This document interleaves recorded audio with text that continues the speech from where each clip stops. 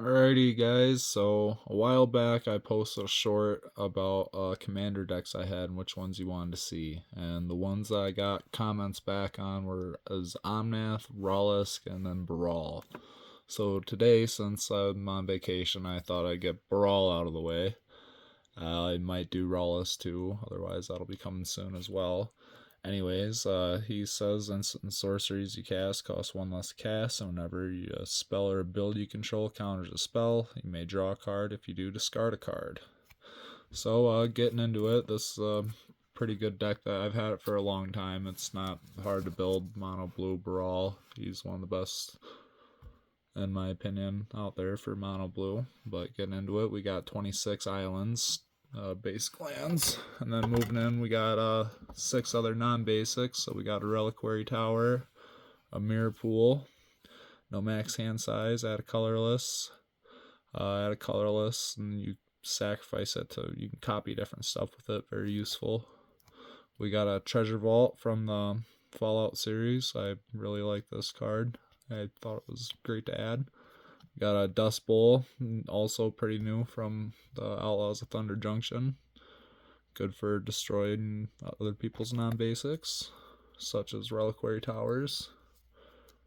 Then we got a War Room as well. I thought that this was pretty good.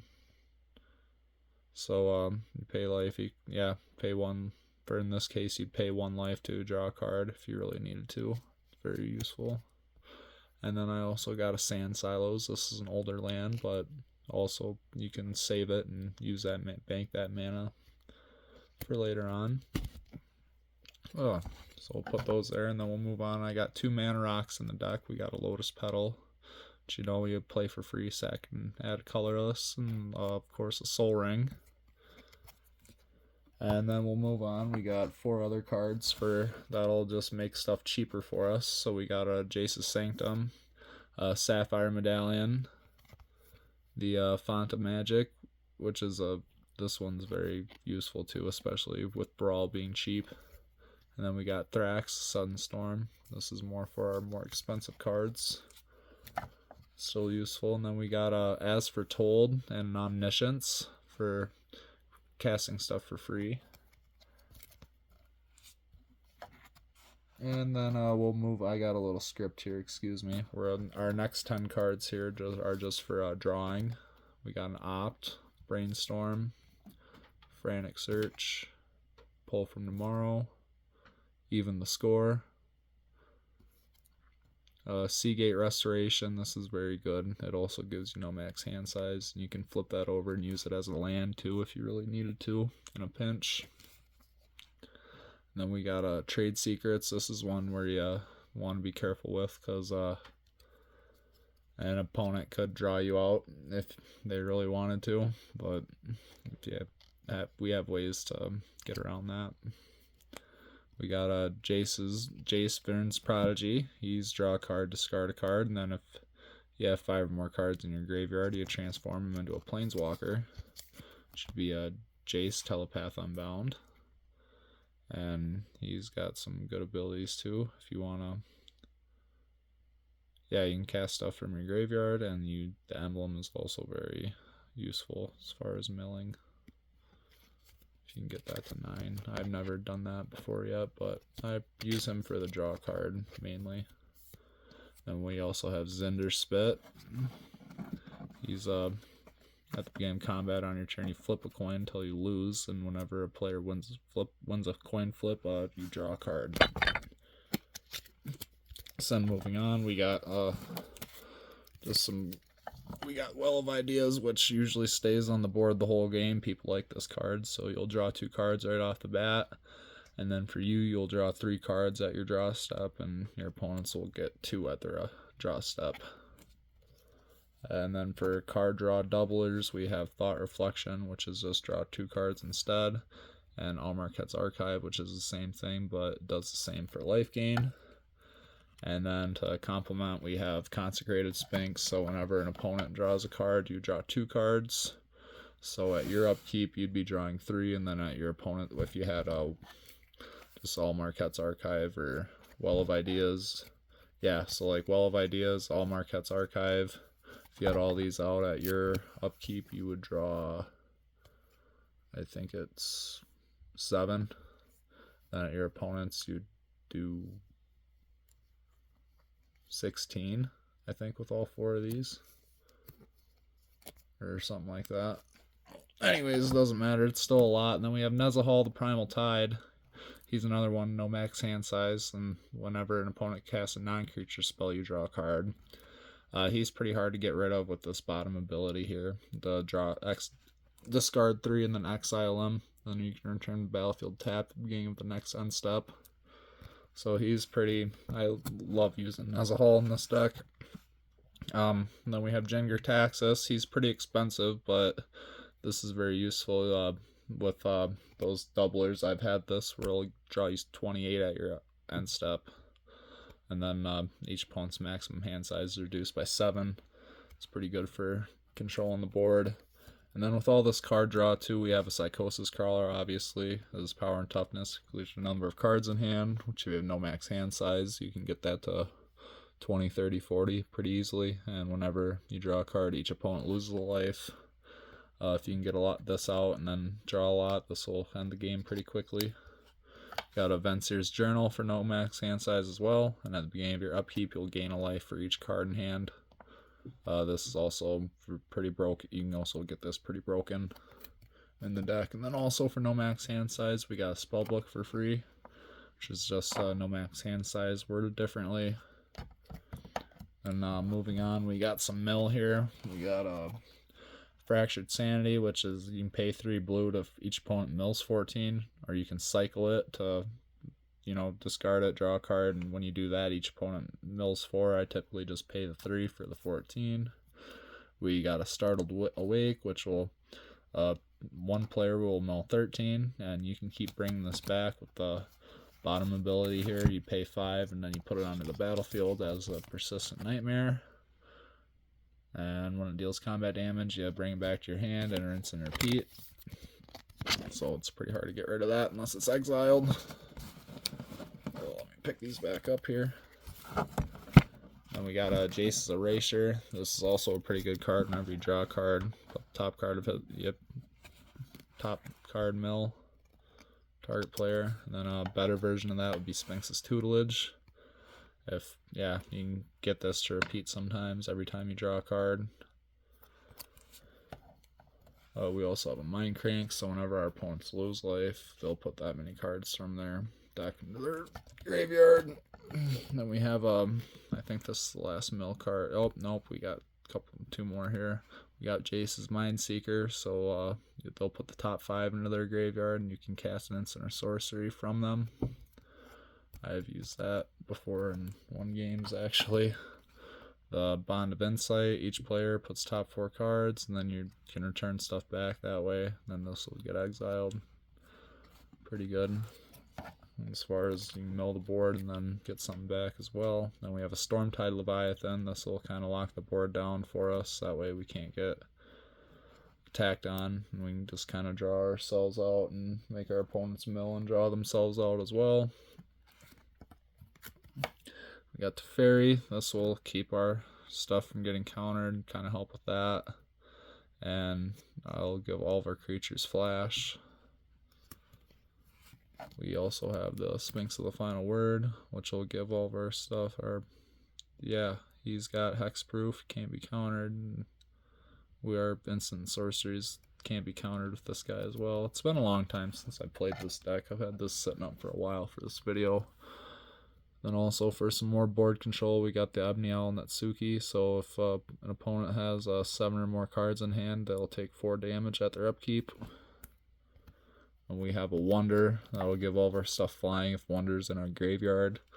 A lot of times if I have this in my opening hand, I'll just pass turn to discard it right away. We also have a Chimmel, so now our spells out we control can't be countered. At our end step, we'll discover 5. This is pretty good for moving through our deck, and if we're running slow and can get this helps out a lot. Then we'll move on. We have 9 counter spells in the deck. So we have a Disallow, a Rewind. This is pretty much a free one. We can actually ramp with this in a way if we say we counter with this, Baral being cheaper, and then play this. Then we'll untap all of our lands for get both these spells for free, essentially. Moving on to a Devious Cover-Up. This is another way to get stuff back from your graveyard.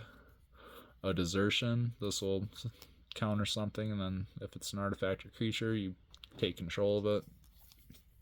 Overwhelming Intellect, which would be you draw equal to the countered spell's converted mana cost.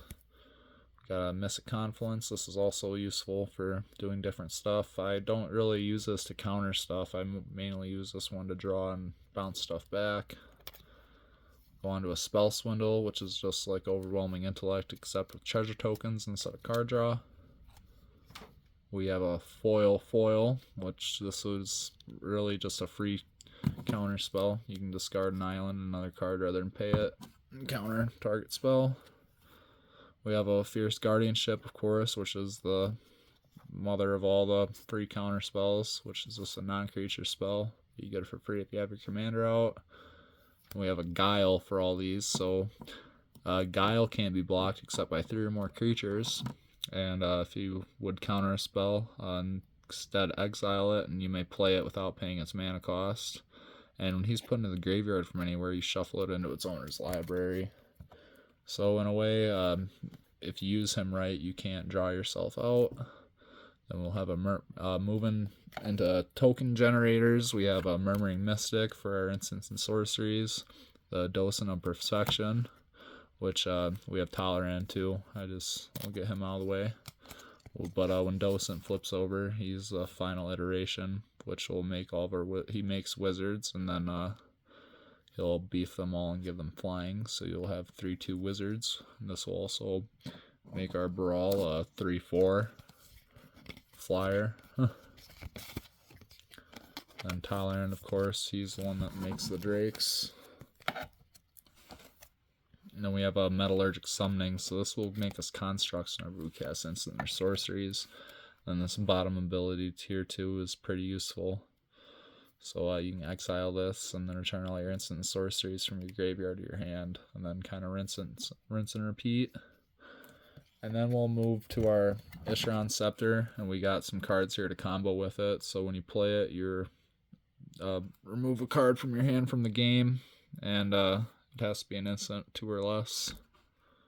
And then once a turn, you can pay 2 and tap this to copy the imprinted instant card and play it without paying its mana costs.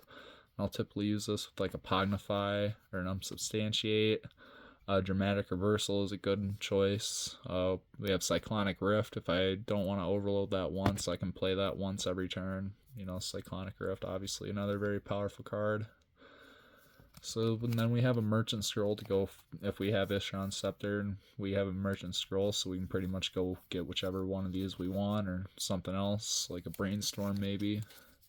That's how we're wanting to go.